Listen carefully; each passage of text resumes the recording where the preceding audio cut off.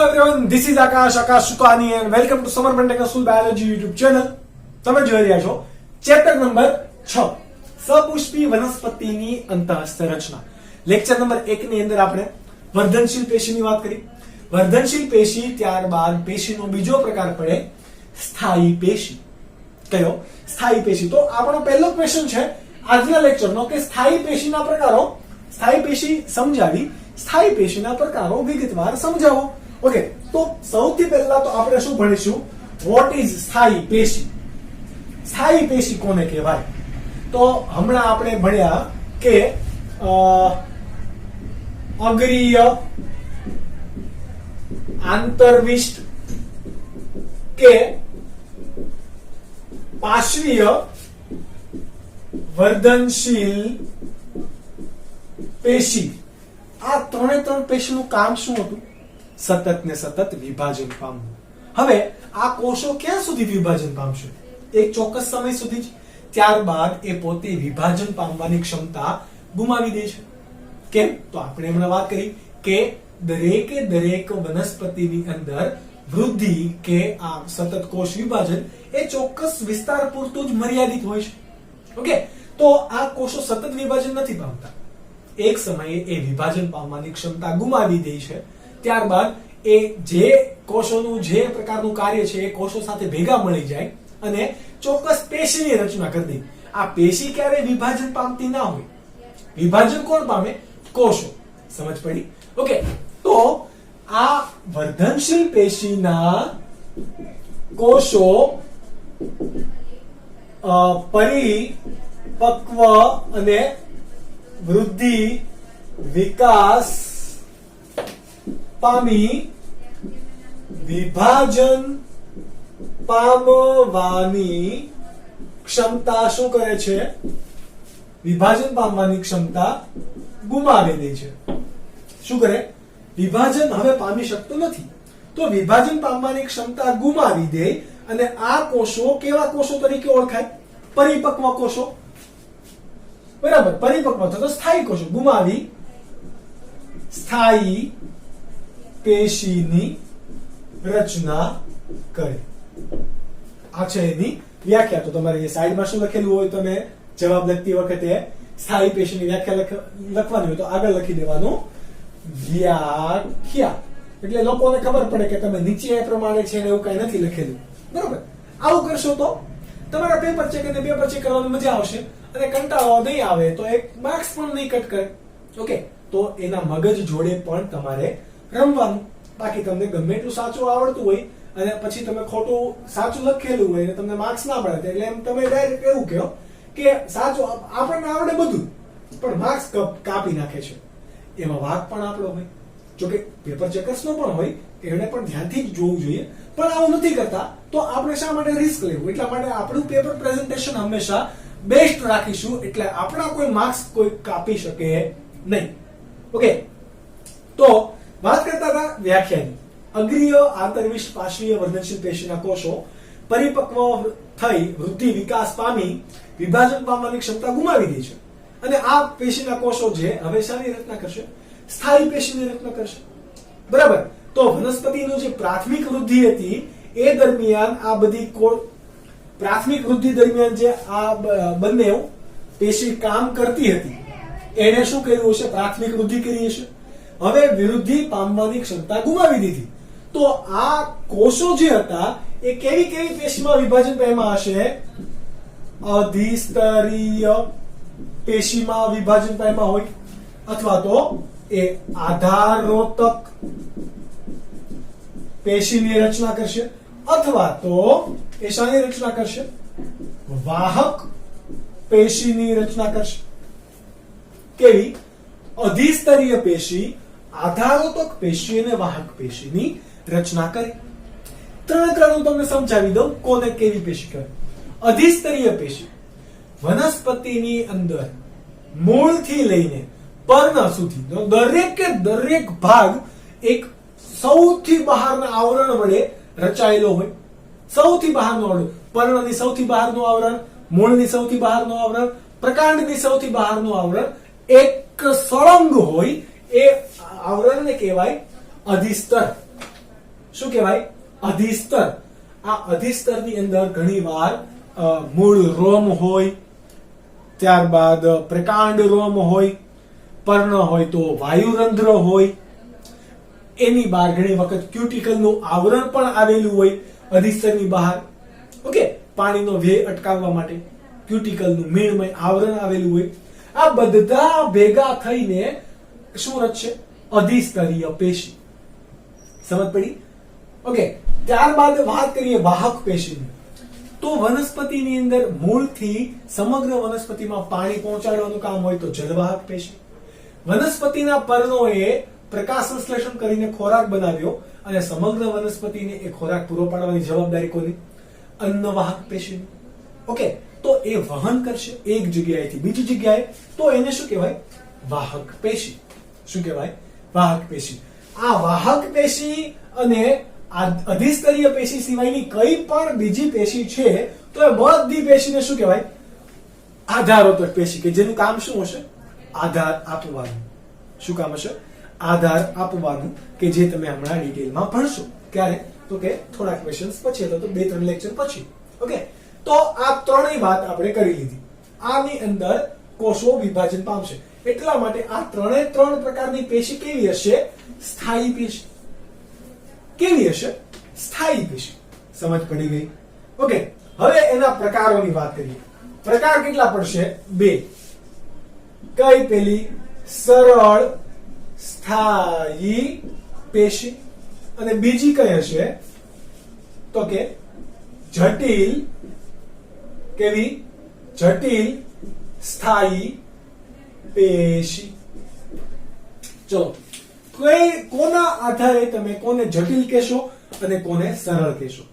સરળ સ્થાયી પેશીની અંદર, પેશી એટલે કે એક કરતા વધારે કોષો અથવા તો કોષોનો સમૂહ. તો જે પેશીની અંદર, જે સ્થાયી પેશીની અંદર દરેક કોષો એક જ પ્રકારના હોય, બધા એક સરખા કોષો, અને એક જ પ્રકાર ભેગા મળી ચોક્કસ કાર્ય કરતા હોય, આવા પ્રકારના કોષો એટલે કે આવા પ્રકારની પેશી એટલે કે સરળ સ્થાયી પેશી. આમાં દરેક કોષો એક જ પ્રકારના હોય, એ તમારે ખાસ યાદ રાખવાનું. આ સરળ સ્થાયીના પ્રકારો કેટલા એ આપણે નેક્સ્ટ ક્વેશ્ચન દ્વારા પણ ભણશું, પણ આપણે એક્ઝામ્પલ તરીકે અહીંયા લખી દઈએ, કે જે કદાચ તમને લાસ્ટ લેક્ચરની અંદર એટલે કે લેક્ચર નંબર 1 ની અંદર એ નહોતું દેખાતું. પહેલો પ્રકાર હશે મૃદુતક પેશી, બીજો પ્રકાર સ્થૂલ કોણક પેશી, અને ત્રીજો પ્રકાર દ્રઢોતક પેશી. આ 3 પ્રકાર. બધાની અંદર કોષો કેવા હશે? સમાન પ્રકારના. જ્યારે જટિલ સ્થાયી પેશીની અંદર કેવા હશે? તો આનાથી વિરુદ્ધ, કે અહીંયા વિવિધ પ્રકારના કોષો ભેગા મળી ચોક્કસ કાર્ય કરવા માટે પેશીની રચના કરે. કાર્ય એક જ, પરંતુ એ કાર્ય કરવા માટે વિવિધ પ્રકારના કોષો ભેગા મળે છે, એક જ પ્રકારના નહીં. તો અહીંયા તો જટિલતા આવી, એટલા માટે એને શું કીધું? જટિલ સ્થાયી પેશી. કઈ કઈ આવી પેશી હશે? તો 2 પ્રકારના, જલવાહક પેશી અને બીજી અન્નવાહક પેશી. આ જલવાહક પેશી અને અન્નવાહક પેશીને આપણે લેક્ચર નંબર 3 અને લેક્ચર નંબર 4 ની અંદર ડિટેલમાં વાત કરીશું. ઓકે, આપણે એ બંનેને એક પેશી તરીકે ભણીશું, જેનાથી તમારે કોઈ કન્ફ્યુઝન ના થાય. અને આ બંને જ ક્વેશ્ચન એટલે કે લેક્ચર નંબર 3 અને લેક્ચર નંબર 4 ની અંદર આપણે એક ક્વેશ્ચન ભણીશું, પરંતુ ખૂબ જ ઇમ્પોર્ટન્ટ અને મોસ્ટ આઈએમપી ક્વેશ્ચન આપણે સ્કૂલમાં પૂછવા માટે, અને મારા બંને સવાલ ફેવરિટ આ ચેપ્ટર માટેથી. ઓકે, તો જલવાહક પેશી ની અંદર જલવાહક તંતુ, જલવાહક મૃદુતક, જલવાહક સ્થૂલકોણક, વિવિધ પ્રકારના કોષો અહીંયા ભેગા મળશે. અન્નવાહક ની અંદર પણ સેમ, અન્નવાહક દ્રઢોતક, અન્નવાહક તંતુ, ચાલની નલિકા, સાથી કોષો, વિવિધ પ્રકારના કોષો ભેગા મળીને કોઈ એક ચોક્કસ કાર્ય માટે ભેગા થશે. That is why it's included in complicated permanent tissue. એટલે કે જટિલ સ્થાયી પેશી. ઓકે, આવડી ગયું? તો હવે તમે નોટ ડાઉન કરી શકો. ત્યારબાદ 3 માર્ક્સ માટેનો મોસ્ટ આઈએમપી ક્વેશ્ચન કયો? તો કે સરળ પેશીના વિગતવાર પ્રકારો સમજાવો. ઓકે, આપણે હમણાં વાત કરી આગળ કે સરળ પેશી કોને કહેવાય. હવે એના પ્રકારોની વાત કરીએ તો એક જ પ્રકારના કોષોથી બનેલી પેશી અને એક જ પ્રકારનું કાર્ય કરતા કોષોની પેશીને શું કહેવાશે? સરળ પેશી, કે જેના 3 પ્રકાર છે. કયા કયા? તો તમે આ તો મેં પ્રી ડાયાગ્રામ મેં પહેલા દોરીને રાખ્યા છે કે જે તમારે જો એક્ઝામમાં ક્વેશ્ચન્સ પૂછાય તો આ ડાયાગ્રામ્સ દોરવા પડશે. પરંતુ તમે મૃદુત્વક પેશી વર્ણવો છો તો મૃદુત્વકના ડાયાગ્રામ એ રીતે સરળ આવી રીતે તમારે વર્ણવાનું નહીં, ફ્લોલી વર્ણવાનું. બરાબર? આ આપણે સમજણ માટે. પહેલી પેશી છે તો કે કઈ? પહેલી પેશી એ મૃદુતક પેશી. બીજી પેશી તો કે સ્થૂલ કોણક પેશી. ત્રીજી પેશી તો કે દ્રઢોતક પેશી. કઈ કઈ? સોરી, આપણે એમ ઉપર લખી દઈએ આની. દ્રઢોતક પેશી. તો કે ટોટલ કેટલી પેશીઓ થાય આપણી? 3. આ 3, આ નંબર 2, આ નંબર 1. ચલો, હવે આ આકૃતિ તમારે દોરાઈ જાય એના આધારે તમારે વર્ણન બહુ ઈઝી છે જો આકૃતિ યાદ હોય તો. સૌથી પહેલા આપણે ત્રણે ના શું યાદ રાખશું? તો કે સ્થાન. શું યાદ રાખશું? સ્થાન. ચલો, મૃદુતક પેશીની પહેલા જો વાત કરીએ તો મૃદુતક પેશીનું સ્થાન ક્યાં આવેલું હોય? તો કે મોટે ભાગે વનસ્પતિના દરેક અંગો, જેમ કે ક્યાં મૂળની અંદર હોય, પ્રકાંડની અંદર હોય, પર્ણની અંદર હોય, ફળની અંદર પણ હોય. કોણ? તો કે મૃદુતક પેશી. આ હજી પુષ્પની અંદર પણ આપણે લખી દો. 5 અંગો થઈ ગયા. પુષ્પ બધાની અંદર આ પ્રકારના કોષો જોવા મળે. અને મૃદુતક પેશી અંગોની અંદર વિવિધ ઘટકો પણ બનાવે. મૃદુતક પેશી અંગોની અંદર વિવિધ ઘટકો પણ બનાવે. કયા ઘટકો બનાવશે? એ મુખ્ય કયો પ્રદેશ રચશે? બાહ્યક પ્રદેશ રચે. આ યાદ રાખજો. કોને કહેવાય બાહ્યક પ્રદેશ? તો એ આપણે જ્યારે દ્વિદળી અને એકદળી મૂળની કે પ્રકાંડની વાત કરતા હશું ત્યારે આવશે બાહ્યક પ્રદેશ. તો એ શાનો બનેલો હોય? મૃદુતક પેશીનો. ચલો, ત્યારબાદ આપણે છે એની રચના. કોષો કેવા છે જુઓ. અમુક કોષો કેવા છે?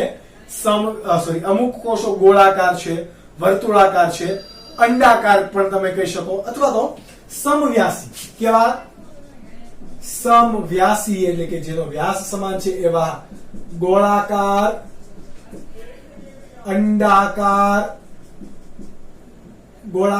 અંડાકાર, ઘણી વખત ખૂણા પડેલા પણ હોય તો એને કહેવાય બહુકોણીય. બરાબર? બહુકોણીય, વર્તુળાકાર પણ હજી તમે કહી દો, ચોપડીમાં જે શબ્દો આપેલા હોય એ લખી દો. વર્તુળાકાર. આ પ્રકારના કોષો છે જે કોષોની વચ્ચે નાની નાની જગ્યા જોવા મળે છે. જુઓ, આ બધી આ જગ્યા દેખાય? આ જ્યાં એકબીજાને અડેલા છે પણ ખૂણા જ્યાં પડતા હોય ત્યાં પૂરેપૂરા અડી શકતા નથી. આ બધા જે ભાગ છે એને શું કહેવાય? બે કોષો અથવા તો ઘણા કોષો વચ્ચે પડતી જગ્યા. વચ્ચે પડતી જગ્યા એટલે વચ્ચે માટે આપણે શબ્દ બાયોલોજીકલી વાપરીએ. કયો? આંતર. કોની વચ્ચે જગ્યા પડી? કોષોની વચ્ચે. તો એને શું કહેવાશે?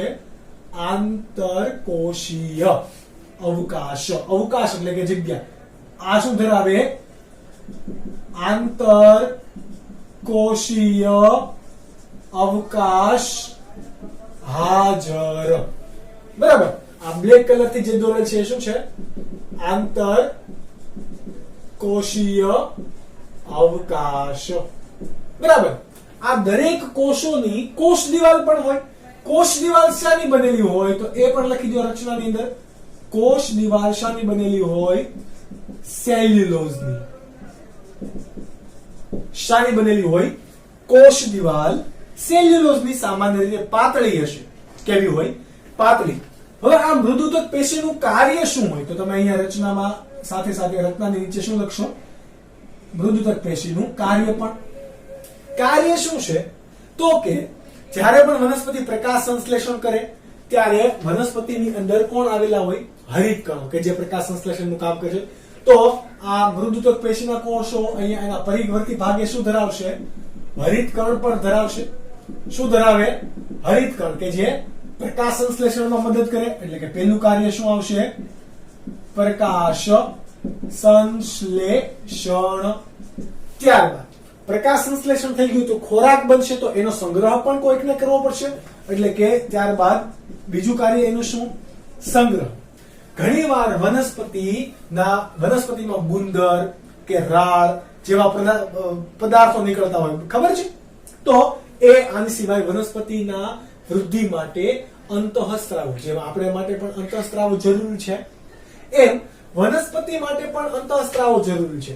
તો આ વિવિધ પ્રકારના વૃદ્ધિ અવરોધકો અથવા તો વૃદ્ધિ પ્રેરક અંતઃસ્ત્રાવોનું સ્ત્રાવ પણ કોણ કરે? આ મૃદુતક કોષો. એટલે ત્રીજું કાર્ય શું થશે? સ્ત્રાવનું. તો ત્રણ એના કાર્ય: પ્રકાશ સંશ્લેષણ, સંગ્રહ અને સ્ત્રાવ છે. એકદમ સિમ્પલ. ત્યારબાદ આપણે વાત કરીએ કોની? બીજી પેશી, સ્થૂલ કોણક પેશી. ઓકે, સ્થૂલ કોણક પેશીને આપણે આવી રીતે થોડુંક આમ ડિવાઈડ કરી દઈએ તો ભાગલા પાડો ને રાજ કરો જેવું થાય, બરાબર? ચલો, સ્થૂલ કોણક પેશીનું આપણે પહેલા શું ભણીશું?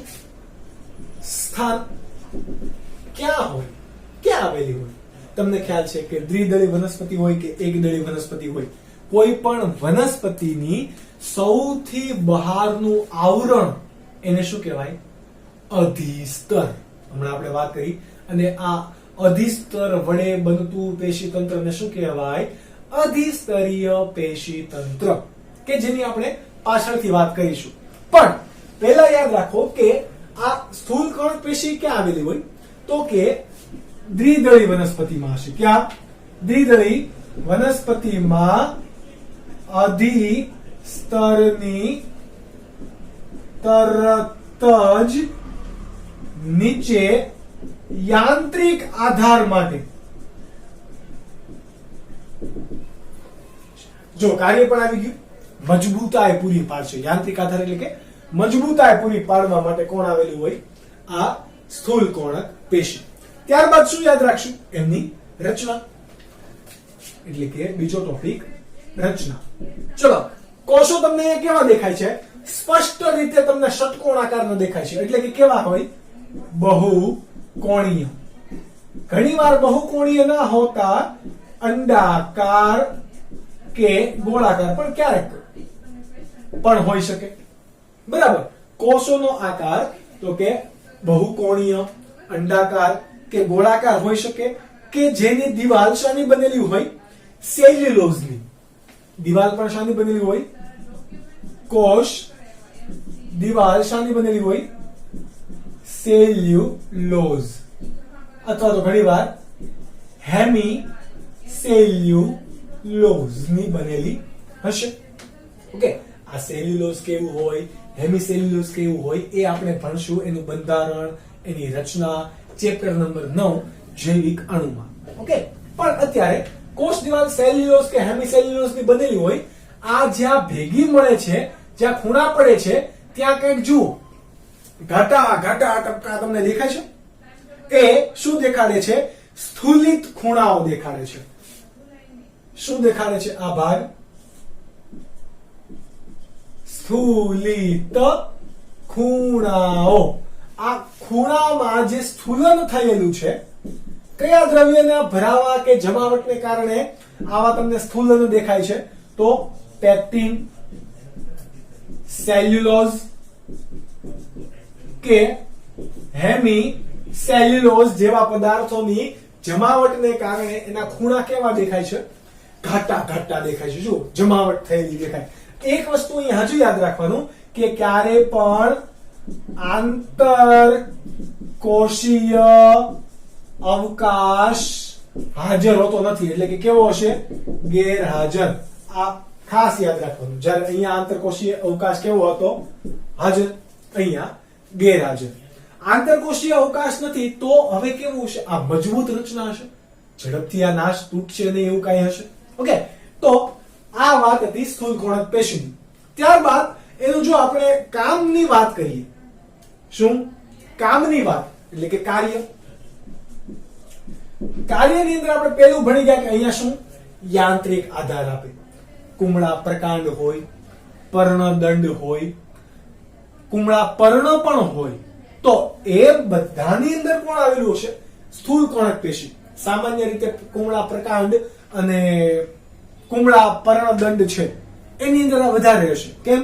તો કે એ આધાર આપશે અને પર્ણને જોડી રાખશે, યાંત્રિક આધાર આપે. બરાબર? એટલે કે પહેલું કાર્ય એનો યાંત્રિક આધાર આપવો. બીજું કાર્ય આ પણ શું ધરાવે? તો કે આ પણ હરિતકણો તો ધરાવશે જ. શું ધરાવે? હરિતકણો ધરાવે જ. એટલે આ કોષો પણ પ્રકાશ સંશ્લેષણ કરવા માટે સક્ષમ છે અને સંશ્લેષણ બાદ જે ખોરાક બને એનો શું કરશે? સંગ્રહ પણ કરશે. એટલે કે ખોરાક સંગ્રહ પણ કરી શકે છે. ખાસ યાદ રાખજો કે યાંત્રિક આધાર કોને પૂરો પાડે? કુમળા પ્રકાંડ અને પર્ણના પર્ણદંડ કે જે નવી નાજુક વિકસતી વનસ્પતિ હોય એની અંદર આધાર પૂરો પાડશે. ત્યારબાદ છે સમકા બાપ એટલે કે કોણ? દ્રઢોતક પેશી. ત્રીજો પ્રકાર થોડુંક મોટું છે, આ તમે વસ્તુ નોટ ડાઉન કરી લેજો. એટલે ઇન કેસ જો આપણે રિમૂવ કરવાનું થાય તો આપણે આ ભાગ રિમૂવ કરી શકીએ. ઓકે, સૌથી પહેલા દ્રઢોતક પેશીની અંદર એઝ યુઝ્યુઅલ જે આપણે ત્રણેયમાં જોયું એવી રીતે શું યાદ રાખીશું એમનું? તો કે રચના, સોરી આમાં સ્થાન આપણે યાદ રાખેલા છે, તો સ્થાન આપણે એના પ્રકારને આધારે અલગ અલગ હશે. એટલા માટે સ્થાનને પછી રાખીએ, પહેલા રાખીએ આધાર, સોરી કોને યાદ રાખીએ? રચનાને. ઓકે, રચના. રચના કેવી છે? કોષ દિવાલ શાની બનેલી હશે? આ બંનેની અંદર શાની બનેલી હતી? સેલ્યુલોઝ કે હેમિસેલ્યુલોઝ ની. અહીંયા શાની બનેલી હશે? લિગ્નિન ની બનેલી હશે. શાની? લિગ્નિન. કોષ દિવાલ કેવી? લિગ્નિન થી બનેલી કોષ દિવાલ સામાન્ય રીતે કેવી હશે? પાતળી અને લાંબી કોષ દિવાલો તથા એની ઉપર સ્થૂલન પામેલી કોષો એના જુઓ કેવા છે?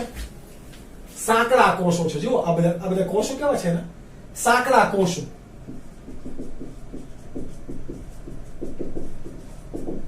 કોષ દિવાલ શાની?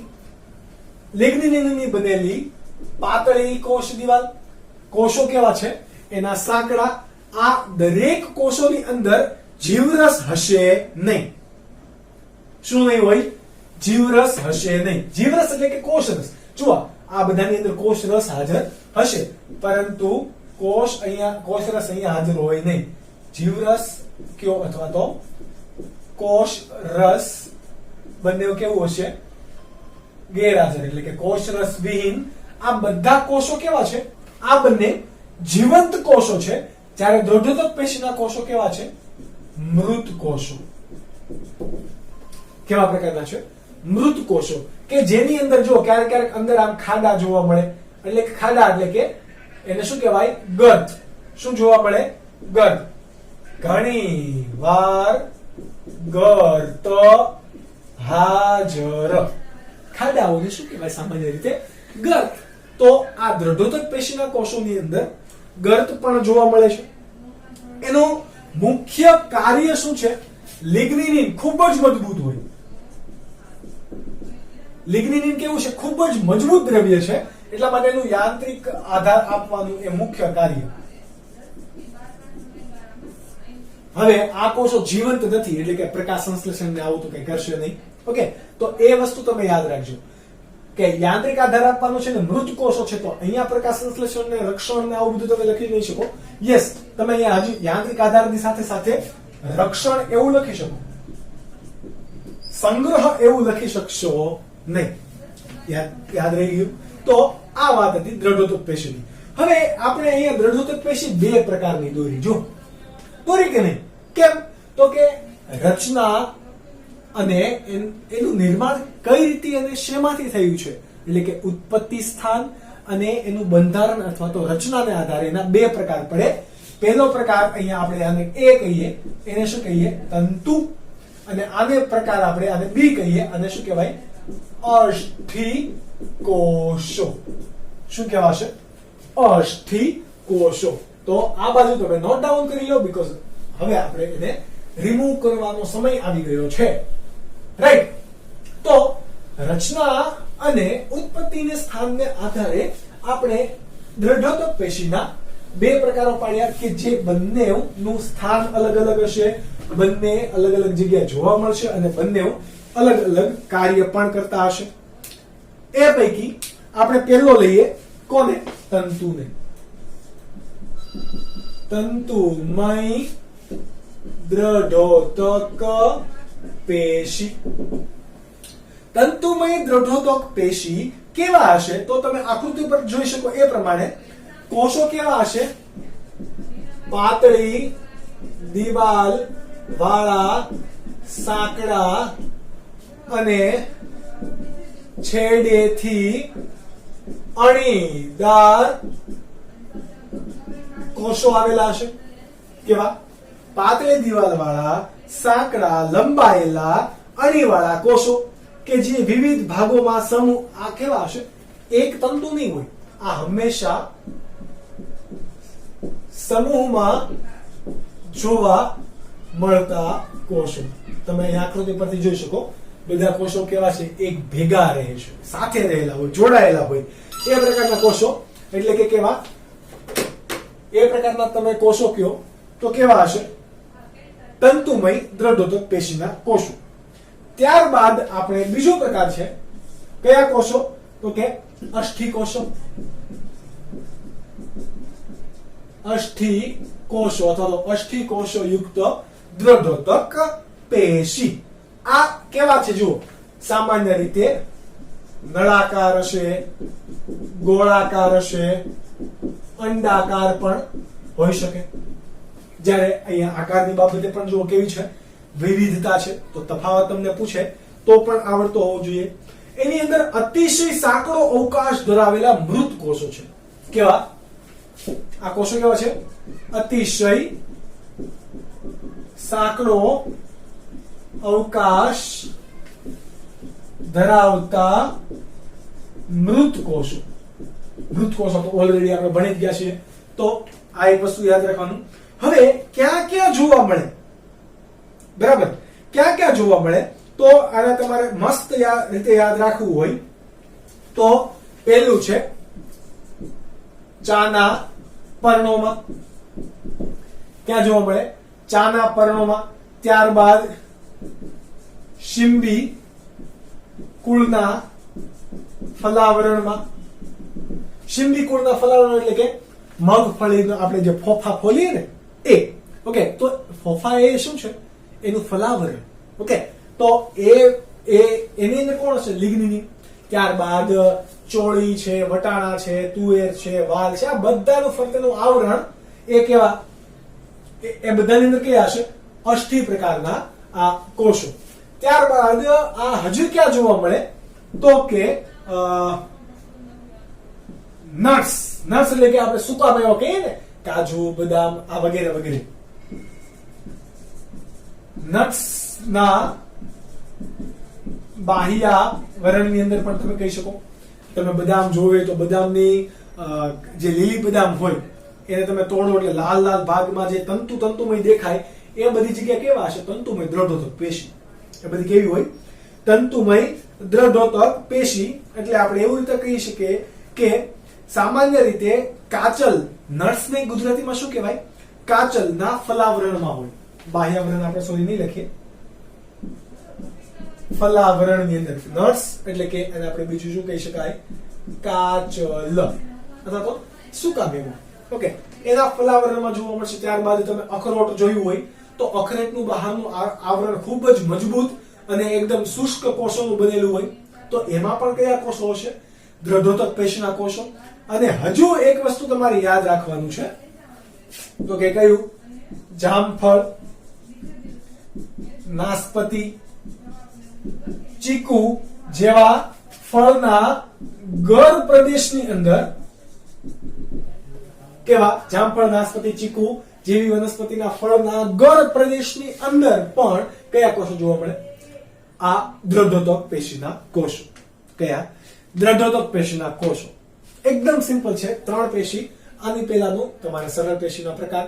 ઓકે, ઇઝીલી યાદ રાખો. તમને ક્વેશ્ચન્સ ની અંદર પૂછે ડાયાગ્રામ્સ બનાવો, ઉદાહરણ આપો, રચના કાર્ય આપો, ધેટ્સ ઇટ. તમને બેઠા માર્ક્સ મળી શકે જો સાચું લખો તો. ઓકે, તો વાંચતા રહેજો, મહેનત કરતા રહેજો. આપણે ફરીથી લેક્ચર નંબર 3 ની અંદર મળીશું. ત્યાં સુધી bye bye and take care.